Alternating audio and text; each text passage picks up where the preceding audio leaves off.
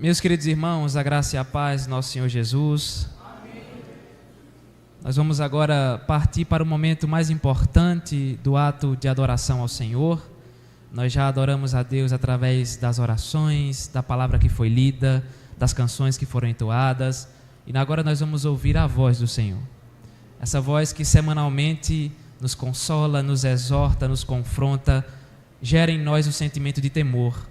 Então aquiete seu coração, não se distraia, não converse, não fique mexendo no celular, mas atente o seu coração para aquilo que Deus quer falar com você. Quero convidar você a abrir sua Bíblia, carta de Paulo aos Filipenses, no capítulo de número 1. Nós vamos fazer a leitura do versículo 27 ao versículo de número 30. Carta de Paulo aos Filipenses, capítulo 1.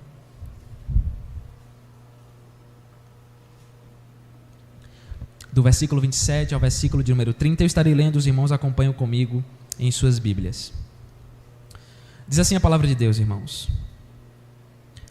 Vivei, acima de tudo, por modo digno do Evangelho de Cristo, para que, ou indo ver-vos, ou estando ausente, ouça, no tocante a vós outros, que estáis firmes em um só Espírito, como uma só alma, lutando juntos pela fé evangélica, e que em nada estáis intimidados pelos adversários, pois o que é para eles prova evidente de perdição, é para vós outros de salvação, e isto da parte de Deus. Porque vos foi concedida a graça de padecerdes por Cristo, e não somente de crerdes nele, pois tendes o mesmo combate que vistes em mim, e ainda agora ouvis que é o meu. O Brasil, ele é um país de muitos sotaques na língua portuguesa que é falada. Um país de diversos sabores, um país de diversos temperos em sua culinária, um país com paisagens belíssimas que chega a dar gosto de ver, um país onde habita um povo tão diverso que apresenta jeitos diferentes e diversas maneiras de se viver. Uma pessoa que decide viajar para o Brasil, ou melhor, viajar pelo Brasil, logo vai perceber que cada estado tem a sua cultura, cada estado tem um jeito diferente, cada estado tem alguma coisa que o distingue dos demais. Um bom nordestino, por exemplo, se ele viajar para o estado de São Paulo, todo mundo vai saber que ele não é paulista. Ele não vai conseguir esconder na sua identidade. Sabe por quê? Porque o povo nordestino, ele tem características muito próprias, seja no seu jeito de falar, no gosto culinário, até mesmo no gosto musical, digamos assim. Por onde você for, digamos que a identidade nordestina, ela vai com você. Você não tem como negar a terra onde você nasceu. E é exatamente assim, irmãos, que também acontece com a igreja.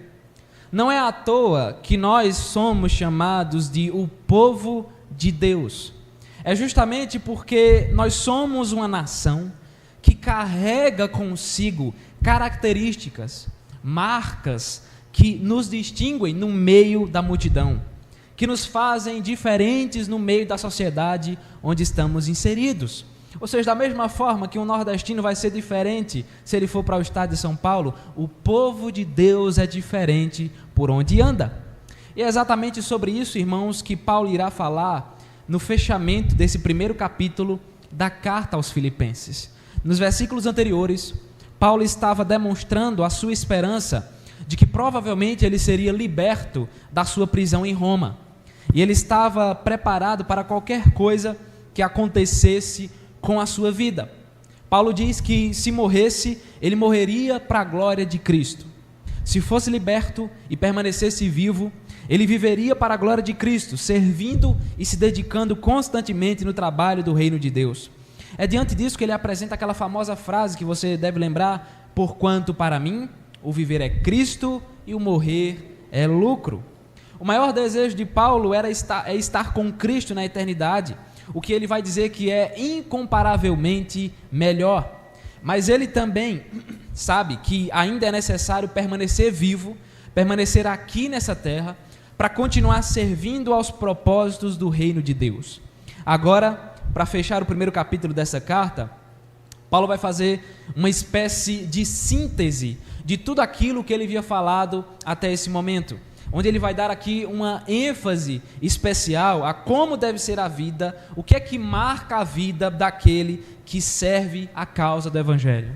O que é que marca, o que é que carrega consigo aquele que caminha com Jesus Cristo. Sendo assim, irmãos, nós iremos meditar nesse momento justamente sobre esse tema, uma vida digna do Evangelho. Uma vida digna do Evangelho. E viver de maneira digna do Evangelho, em primeiro lugar, significa firmar-se na unidade da fé. Firmar-se na unidade da fé é o que Paulo vai falar no versículo de número 27.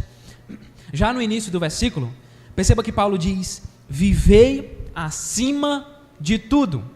E a expressão acima de tudo que aparece aqui é muito interessante, porque é como se Paulo estivesse dizendo: depois de tudo que eu falei até aqui, eu agora irei dizer para vocês a coisa mais importante de todas, aquilo que vocês devem guardar com prioridade no coração, que deve fazer parte da vida de vocês. E a pergunta é: que coisa era essa? Como era que os filipenses deveriam viver? O que é que eles deveriam guardar no coração? E Paulo diz: o mais importante é que vocês vivam por modo digno do Evangelho. E isso aqui é muito interessante, porque quando Paulo diz vivei, acima de tudo, ele diz, vivei, basicamente ele está dizendo: exerçam a sua cidadania. A expressão vivei tem essa ideia: exerçam, pratiquem a sua cidadania. E essa expressão resgata para nós um princípio que já foi apresentado indiretamente no primeiro capítulo, mas que agora está sendo exposto de maneira mais explícita. E que princípio é esse? O fato de que os crentes, os servos de Jesus, os filhos de Deus, eles não pertencem a esse mundo. Eles não fazem parte, eles não pertencem a essa terra. Lembrem-se, por exemplo, daquilo que o nosso Senhor Jesus falou no capítulo 14 do Evangelho de João, quando ele diz: não se turbe o vosso coração, credes em Deus, crede também em mim, na casa de meu Pai há muitas moradas. Ou seja, o verdadeiro lar dos crentes não é aqui. O verdadeiro lar dos crentes não se encontra nessa terra como ela está agora, mas o verdadeiro lar dos crentes é a morada eterna que foi preparada para eles desde antes da fundação do mundo. Os crentes, eles são viajantes, eles estão peregrinando até a nova Jerusalém, eles estão peregrinando até o novo céu, até a nova terra, que foram preparados para o povo de Deus desde toda a eternidade. Quando um pecador ele é alcançado pela graça, colocando a sua fé no nome de Jesus, ele deixa de ser cidadão desse mundo. Ele deixa de pertencer a essa terra para se tornar cidadão do reino celestial. Antes ele fazia parte dessa terra, ele fazia parte do império das trevas que existe nesse mundo, mas uma vez que ele coloca a sua fé em Jesus, ele é transformado em um cidadão do reino celestial. Ele é transferido para o reino do Filho do amor de Deus. E esse mesmo Paulo, no capítulo 5 de 2 Coríntios, ele afirmou que quando o nosso corpo se desfizer, quando o nosso corpo desaparecer, nós iremos habitar na casa celestial que foi construída pelas mãos, não dos homens, mas pelas mãos do próprio Deus. Ou seja, um crente verdadeiro sabe que essa terra é passageira. Um crente verdadeiro sabe que esse corpo que nós temos agora, ele vai passar, ele vai acabar ficando por debaixo da terra, mas que nós estamos indo para a casa que Deus preparou para nós, o nosso verdadeiro lar. Diante disso, o que o apóstolo Paulo afirma é: uma vez que vocês são cidadãos, é como se ele partisse dessa ideia, uma vez que vocês são cidadãos do reino celestial, uma vez que vocês pertencem a esse reino que não é daqui, exerçam a sua cidadania de maneira digna do Evangelho de Jesus Cristo. Sejam cidadãos dos céus de acordo com aquilo que Cristo deixou para nós. Lembre-se que Paulo estava preso na cidade de Roma quando ele escreveu essa carta. Além disso, a própria cidade de Filipos, que é onde se encontrava essa igreja, ela também era uma colônia romana. Ela estava a serviço do imperador, do Império Romano. E ser um cidadão romano era algo muito apreciado. Uma pessoa que tinha cidadania romana como Paulo tinha, ele era cidadão romano, zelava muito, se agradava muito desse título. Um título que as pessoas gostavam de carregar e que se manifestava de diversas formas. Uma pessoa, ela demonstrava a sua cidadania romana, por exemplo, através do jeito que ela falava. Ela falava como um romano.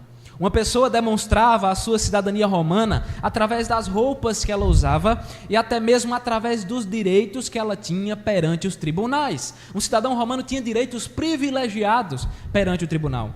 Então é como se Paulo estivesse dizendo o seguinte aqui: olha, da mesma forma que a cidadania romana ela é tão valorizada, vocês também, igreja, vocês também, povo de Deus, devem valorizar ainda mais a sua cidadania celestial. E não somente isso, porque da mesma forma que um romano demonstra a sua cidadania através da maneira como ele vive, vocês também precisam demonstrar a sua cidadania celestial através de uma vida digna do Evangelho. Ou seja, o apóstolo Paulo está reafirmando aquilo que Tiago disse no capítulo 2 da sua carta: a fé sem obras é morta. Ou seja, de que vale eu dizer que sou cidadão dos céus? De que vale eu afirmar que pertenço ao reino de Cristo, que Cristo me resgatou, que Cristo transformou a minha vida, se na maneira como eu vivo, nas obras que eu apresento, eu não demonstro ser um cidadão celestial? Um cristão verdadeiro, ele demonstra que tem fé. Ele não apenas afirma: eu creio em Jesus, eu sou servo do Deus Altíssimo. Não, ele não somente fala, mas ele mostra. Como? Através das obras que ele pratica. Paulo está deixando claro que uma pessoa demonstra ser cidadã do reino celestial quando ela tem uma boa conduta, quando ela vive em santidade, quando ela tem comunhão com Deus, quando ela pratica aquilo que ela diz crer, quando ela pega a sua fé e coloca em prática, quando ela se parece com Jesus, quando ela deixa de se parecer com ela mesma, com os homens desse mundo, e se parece agora com o seu Pai Celestial.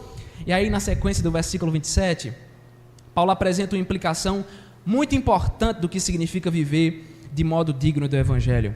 Perceba que ele diz: para que, ou indo ver-vos, ou estando ausente, ouça no tocante a vós outros, que estáis firmes em um só espírito, com uma só alma, lutando pela fé evangélica. Lembre-se que Paulo estava preso, como nós falamos, quando ele escreve essa carta, e ele tinha a esperança de que seria solto, mas a resposta final vinha de Deus, ele tinha que esperar o agir do Senhor. Então, em outras palavras, o que ele está dizendo aqui é: caso eu seja solto dessa prisão, caso eu saia desse cárcere e possa ir vê-los outra vez, eu quero encontrar vocês unidos.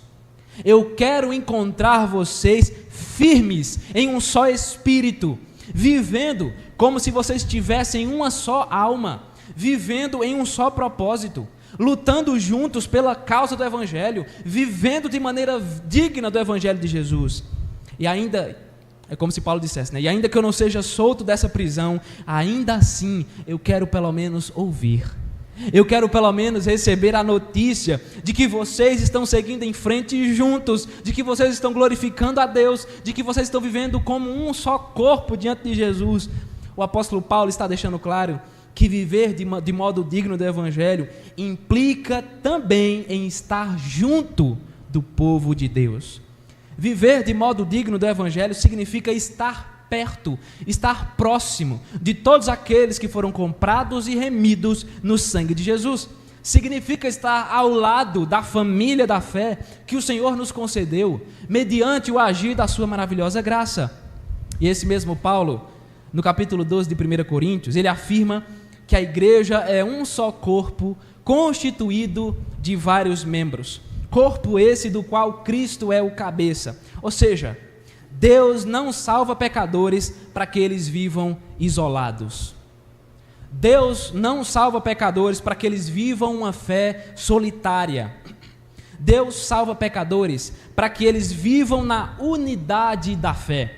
A igreja não é formada a partir de isolacionismo, onde cada crente vive a sua fé dentro de casa, longe das outras pessoas, dentro da sua própria casa, sem ter contato com outros crentes. A igreja é formada por pessoas diferentes, com personalidades diferentes, gostos diferentes, mas que formam um só corpo que está ancorado em Cristo Jesus. Um único povo, pessoas com uma só fé, uma só doutrina, um só propósito, um só objetivo, um só Senhor e um só batismo. Um verdadeiro exército composto por soldados que estão dispostos, se necessário for, a entregar até mesmo a sua própria vida pela causa do Evangelho. Irmãos, o Senhor nos chama para vivermos de modo digno do Evangelho. A mesma convocação, a mesma ordem, o mesmo chamado que foi dado à igreja de Filipos é dado a nós hoje. Nós somos chamados a vivermos de maneira digna do Evangelho de Jesus, honrando a Ele em tudo que fazemos, vivendo em santidade, vivendo para a sua glória, honrando a Cristo através das obras que nós praticamos, mas nós não somos chamados a fazermos isso sozinhos. A vida cristã, ela não se desenvolve em uma estrada solitária. A vida cristã não se desenvolve em uma estrada onde os cristãos vivem a sua fé em casa, longe da igreja, longe do povo de Deus. Deus reúne para si pecadores de todos os povos, línguas, raças e nações e faz desses pecadores um só povo, um só corpo, constituído por vários membros, todos eles salvos e remidos no sangue de Jesus. É por isso que nós nos chamamos de irmãos, porque todos nós fomos adotados por Deus, mediante a fé no nosso Senhor Jesus Cristo. E como família da fé, nós lutamos juntos, nós choramos juntos, nós nos alegramos juntos, nós seguimos em frente, rumo ao alvo que é Cristo Jesus. Nós nos juntamos para vivermos para a glória de Cristo, para honrarmos ao Senhor através da nossa vida. Juntos nós servimos ao reino de Deus. Ser crente significa caminhar ao lado de outros crentes. Juntos, irmãos, nós crescemos na oração, crescemos em santidade, crescemos no conhecimento da palavra. Juntos nós saímos por essas ruas anunciando com todas as nossas forças que só Jesus Cristo é o Senhor. Nós nos juntamos em uma só voz para dizer que a salvação existe só em Cristo. Nós nos juntamos em uma só voz para dizer que Jesus é a luz do mundo, a esperança para aqueles que estão perdidos. Jesus é o único, nós dizemos a uma só voz, que pode trazer alívio para a alma de pecadores perdidos. É por isso que nós precisamos estar firmados em uma só fé, na unidade que o Senhor nos convoca para ter. Nós estamos refletindo sobre uma vida digna do Evangelho. E nós acabamos de ver que viver de maneira digna do Evangelho significa, em primeiro lugar, firmar-se na unidade da fé.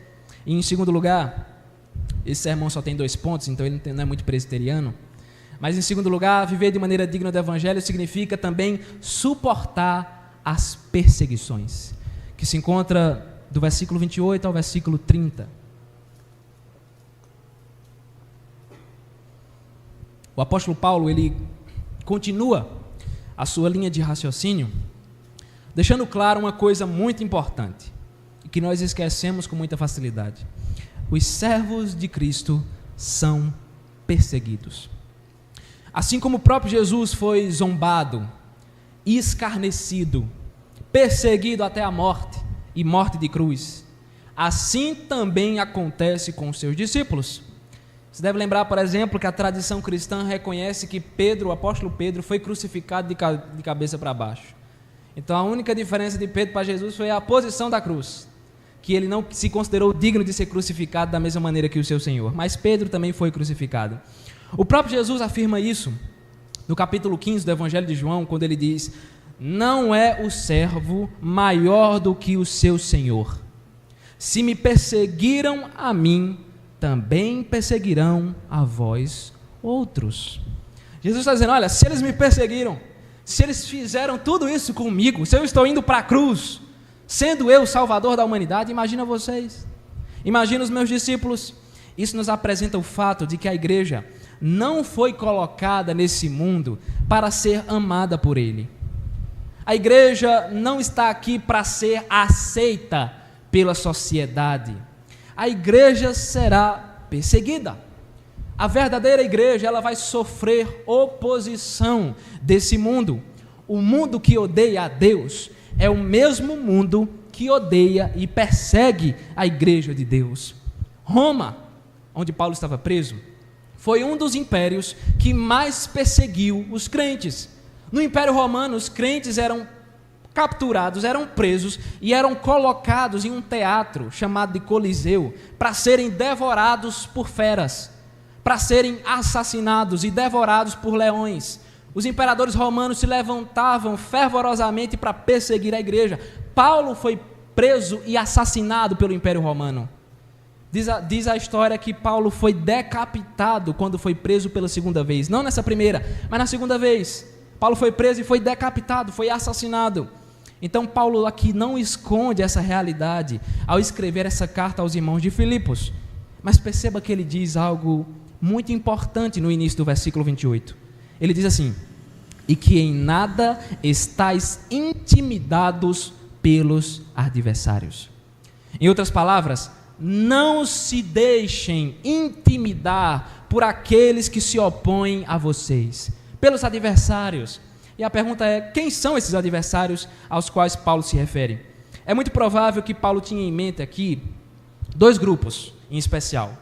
O primeiro grupo seria o grupo chamado de judaizantes, que eram judeus que afirmavam crer em Jesus, mas que também diziam ser necessário guardar os preceitos da lei de Moisés para receber salvação.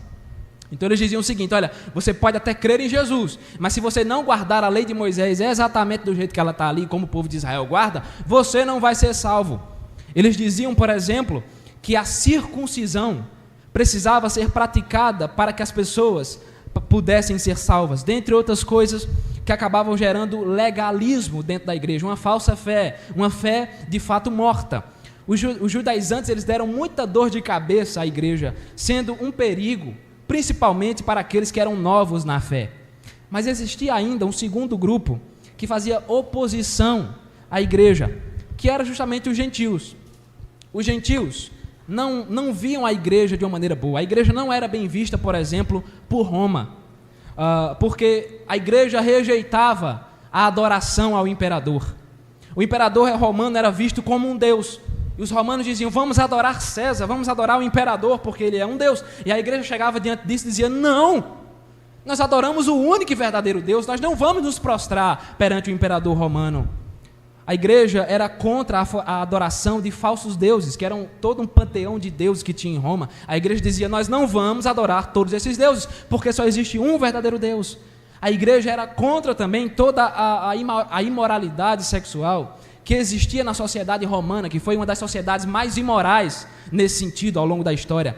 Então tudo isso culminava para que os gentios também não olhassem para os crentes com bons olhos. De um lado a igreja tinha judeus que estavam dando dor de cabeça, do outro lado os gentios também estavam querendo trazer problema.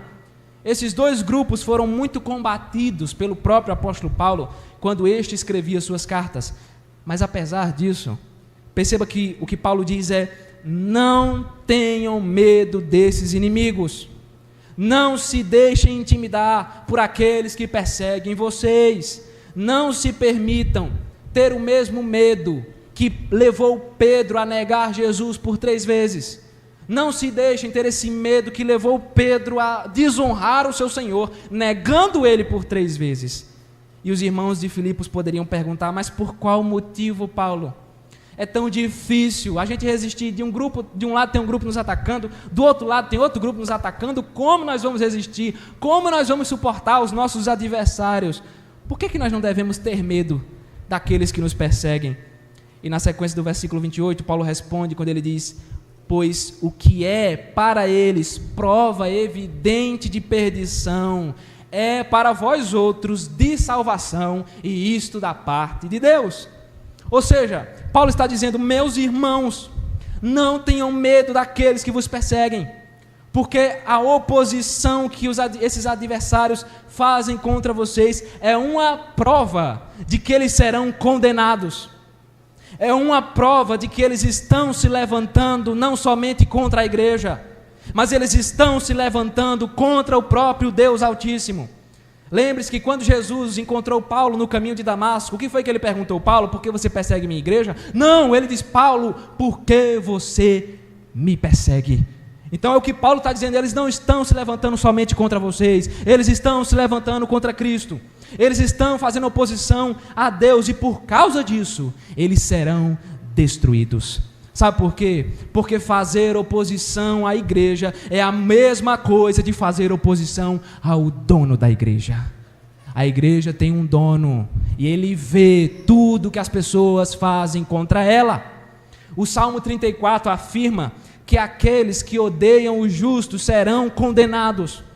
Ou seja, aqueles que perseguem a igreja, aqueles que maltratam os crentes, aqueles que prendem e matam os servos de Jesus, eles demonstram através disso que estão caminhando para o inferno, que estão caminhando para a condenação eterna. Eles receberão ira de Deus sobre suas cabeças. E só que esse mesmo Salmo 34 também afirma que o Senhor redime a vida dos seus servos, e todos aqueles que estão refugiados em Deus jamais serão condenados.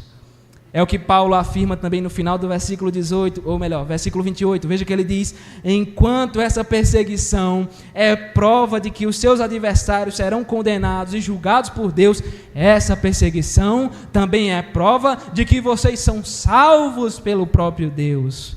A igreja verdadeira, irmãos, é aquela que incomoda o mundo. A igreja verdadeira é aquela que sofre perseguição justamente porque ela vive o evangelho verdadeiro, porque ela vive nos caminhos retos e santos do Senhor. A perseguição é uma das provas de que a igreja está no caminho correto, é uma das provas de que o Senhor está conduzindo o seu povo para a salvação eterna. Diante disso, nos versículos 29 e 30, Paulo agora vai apresentar o significado dessa salvação que ele acabou de citar no versículo 28. Perceba que ele diz: porque a vocês foi concedida a graça, ou seja, a vocês foi concedido o presente, o privilégio, não somente de crer em Cristo, mas também de padecer por Ele. A vocês foi concedido o presente, o privilégio, a graça de sofrer por causa do nome de Jesus. Paulo deixa claro, irmãos, que a salvação é um dom de Deus, algo que ele vai deixar claro também, escrevendo aos Efésios, por exemplo. A salvação é um presente imerecido que nós recebemos do Senhor. A salvação é fruto da sua graça. Nós não merecemos, mas Deus nos dá mediante a fé em Jesus. E nessa salvação, Deus produz essa fé em nosso coração. O Espírito Santo, ele age em nossa vida, nos conduzindo a ter a fé no nome de Jesus. Essa fé é um presente. Ter essa fé é um privilégio que nós recebemos, mas que nós não merecemos. Mas veja que interessante que a gente gosta de ignorar essa parte. Esse não é o único privilégio que nós temos. É só o que a gente gosta de ouvir. Mas veja que no versículo 29, Paulo diz que também nos foi dada a graça. Não é somente uma situação, é graça. A graça de sofrermos pelo nome de Jesus. Você já parou para pensar que a perseguição é um privilégio? O capítulo 5 de Atos, por exemplo, nos relata o momento em que os apóstolos, todos eles, são chamados perante as autoridades religiosas de Israel para serem repreendidos porque estavam pregando sobre Jesus. São chamados, as autoridades, fariseus, escribas, chamam eles, o sinédrio está diante dos apóstolos. Eles então são repreendidos, mas não somente isso, os apóstolos são açoitados, diz lá o capítulo 5 de Atos. Os apóstolos são açoitados e saem dali com a ordem de não falarem mais no nome de Jesus. Então eles recebem o açoite, estão com as costas talvez rasgadas, e as autoridades dizem: não falem mais de Jesus. Recebam isso como um aviso, para que vocês não sejam mortos. E o mais incrível de tudo isso é que o capítulo 5 de Atos nos diz que os apóstolos saíram dali regozijando-se, felizes por terem sido considerados dignos de sofrer pelo nome de Jesus. Aí você pode olhar e dizer: que loucura! O cara acabou de ser açoitado, chicoteado, está com as costas rasgadas, e ele sai dali feliz. Ele por acaso gostou de ser maltratado? Não foi isso não, meu irmão. Ele está feliz porque ele viu que foi considerado digno de sofrer pelo nome do Redentor. No versículo 30, Paulo então diz: vocês estão passando pelas mesmas lutas que eu enfrentei. pelas mesmas perseguições que eu sofri, e vocês me viram passar por tudo isso, e eu ainda estou enfrentando essas batalhas, como vocês têm ouvido. Ou seja, nós estamos juntos, vocês não estão sozinhos, eu também estou passando pela mesma perseguição, eu também recebi o privilégio de sofrer pelo nome de Jesus, e esse privilégio, essa graça, foi dada a vocês. Vocês receberam o presente de sofrerem pelo nome daquele que sofreu na cruz do Calvário para trazer redenção para as suas vidas. Irmãos, a vida cristã, ela não é um mar de rosas. A pregação que tem sido propagada por aí afora, que ser crente é ter vida fácil, que ser crente é ser amado, aceito por esse mundo, por essa sociedade, tudo isso é mentira. A vida cristã não se desenvolve em uma caminhada tranquila à beira-mar. Ser crente implica no fato de que nós seremos perseguidos. Ser crente implica no fato de que nós seremos caluniados, zombados, assim como aconteceu com o nosso Senhor. Se o nosso Senhor foi perseguido, nós não estaremos fora disso. O mundo se levantará contra nós, porque esse mundo odeia a Deus. Mas sabe, diante disso nós não devemos nos amedrontar. Sabe por quê? Que nós não devemos ter medo. Sabe por quê? Que nós não devemos encher o coração de desespero, de angústia, de desesperança? Sabe por quê? Porque os inimigos da igreja de Cristo serão destruídos, vencidos e condenados para sempre pelo próprio Cristo. Nós não devemos ter medo, sabe por quê? Porque Cristo Jesus já triunfou sobre esse mundo, Cristo Jesus já venceu todas as coisas. Ele foi aquele que disse: no mundo vocês terão aflições, mas tende bom ânimo, porque eu venci o mundo. Cristo já triunfou sobre o pecado, Cristo já triunfou sobre esse mundo, sobre Satanás, Cristo já venceu até mesmo a própria morte. Nós não devemos ter medo, irmãos, porque Cristo Jesus já venceu todas as coisas. A igreja jamais será parada. Veja, quantos e quantos anos a igreja já tem sido perseguida, as pessoas têm tentado parar o povo de Deus, mas ela jamais será parada. Sabe por quê? Porque o dono da igreja já venceu, porque o dono da igreja é quem nos conduz, irmãos. Ainda que os homens possam machucar os nossos corpos, ainda que eles possam nos ferir, ainda que eles possam nos prender, ainda que eles possam até mesmo nos matar, a nossa alma jamais será tocada, porque ela está preservada por Jesus. A nossa alma pertence a Cristo, o Cristo que nos salvou, o Cristo que nos redimiu, o Cristo que nos conduz triunfantemente para a honra e para a glória do teu nome. Irmãos, eles podem nos prender, eles podem fazer o que quiser conosco, mas a nossa salvação está garantida pelo autor e consumador da nossa fé. Quando a perseguição chega, nós suportamos, nós aguentamos, nós permanecemos firmes, nós enchemos o coração de regozijo, de alegria. Nós temos a certeza de que nós somos bem-aventurados. Sabe por quê? Porque fomos considerados dignos de sofrer pelo nome precioso de Jesus. Nós suportamos as perseguições não porque nós somos loucos, mas porque o nosso Senhor é mais forte do que qualquer perseguidor que possa se levantar contra a igreja. Mas então, irmãos, o que é que esse texto nos ensina? O que é que nós podemos extrair para o nosso coração, para a nossa vida? Veja, queria destacar aqui 3 lições muito importantes.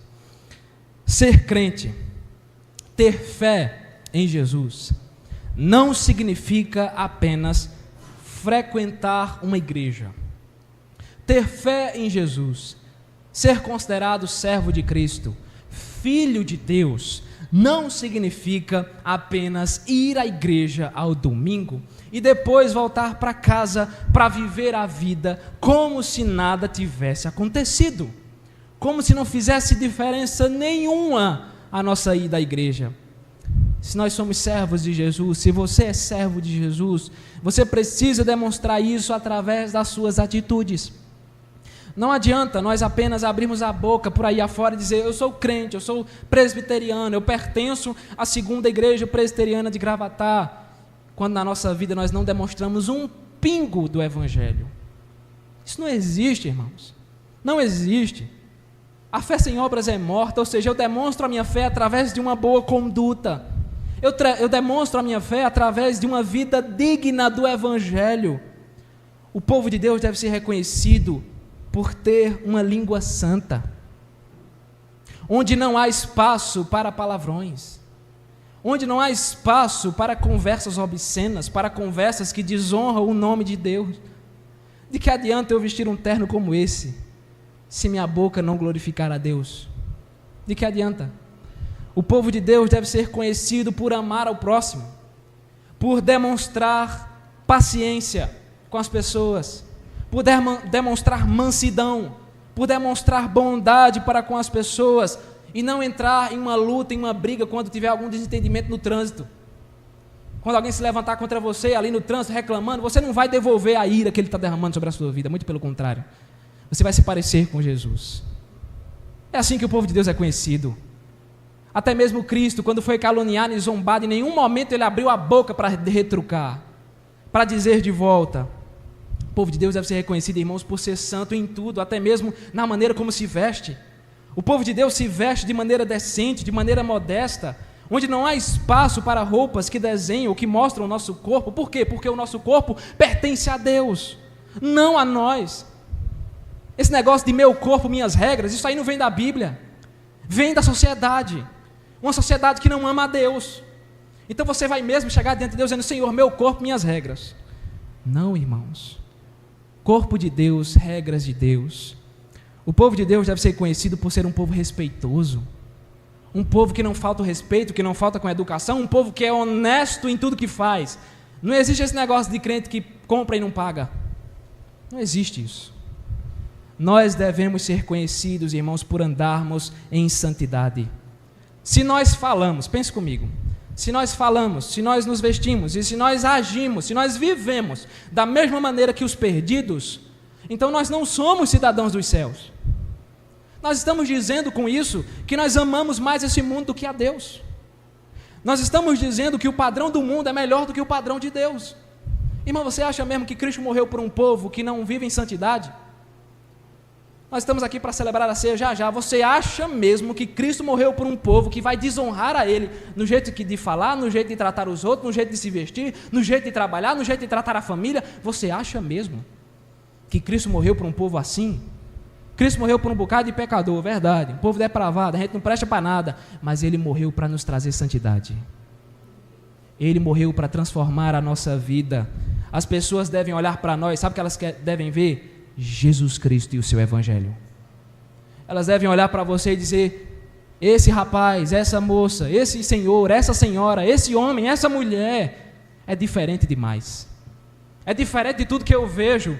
E quando ele chegar perto de você, por que você é tão diferente? Porque eu sirvo a Jesus Cristo de Nazaré e eu ando na contramão desse mundo. Nós devemos viver a vida de maneira digna do Evangelho, porque se eu me pareço com um ímpio, eu estou desonrando o meu Senhor, e meu Senhor não vai se agradar de mim.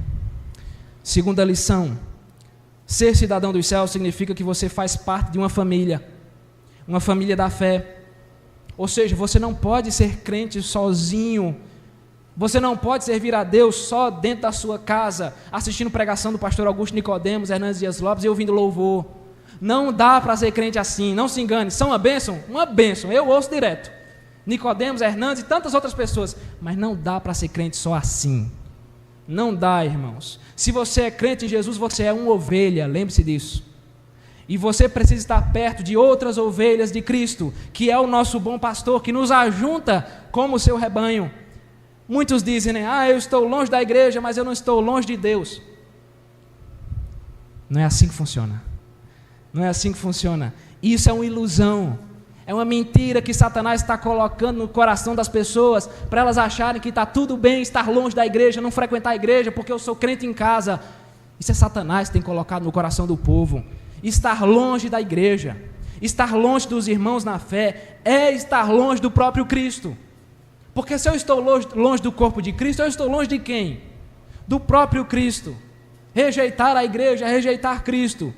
Entenda uma coisa, uma ovelha, isso aqui eu ouvi esses dias e nunca mais vou esquecer.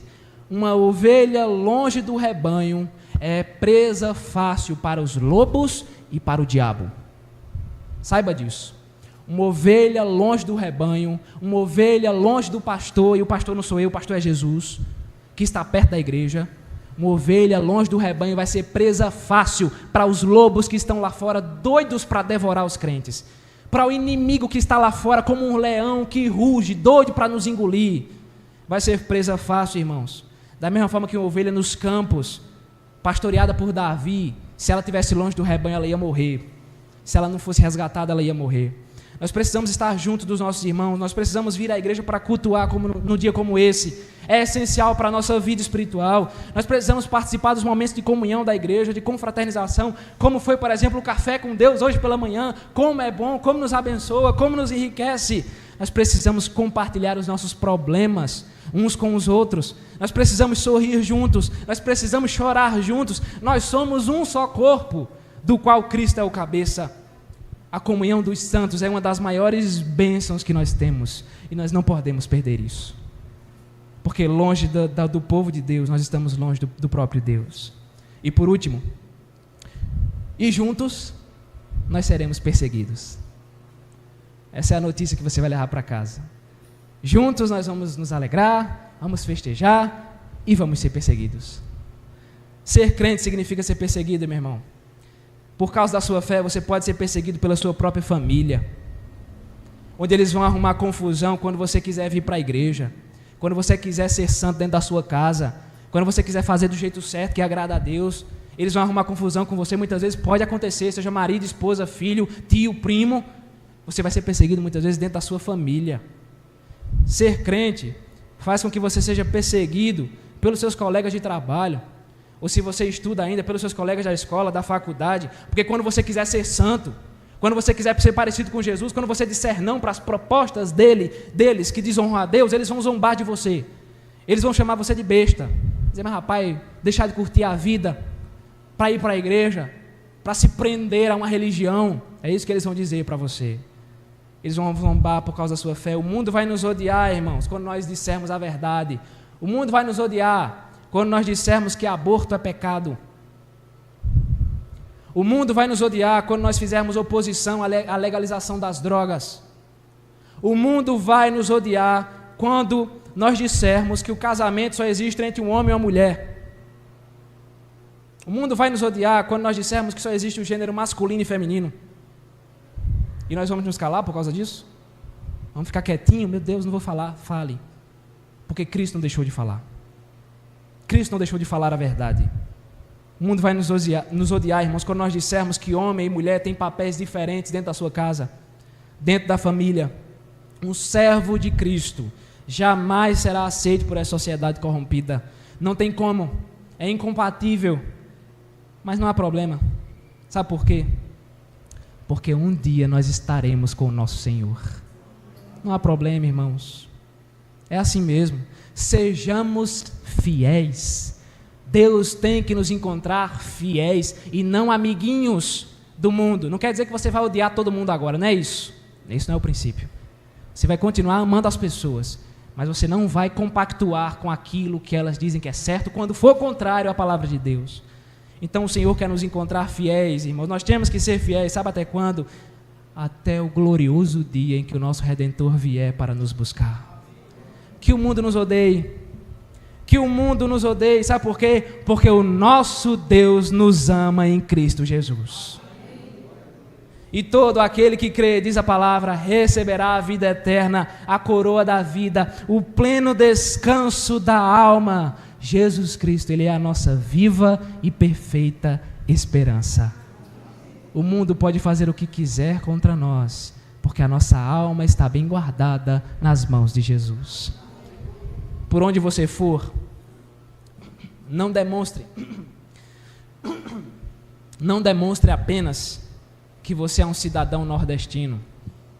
Por onde você for, demonstre que você é principalmente um cidadão do reino celestial. Amém?